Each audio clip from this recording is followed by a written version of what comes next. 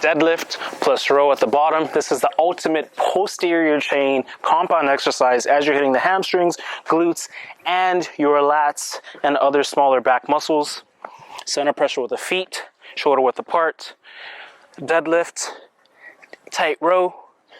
For the majority of this movement, make sure you keep your shoulders down and relaxed.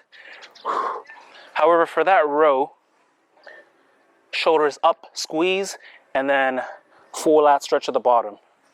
Shoulders back to the bottom, big squeeze, squeeze the glute at the top.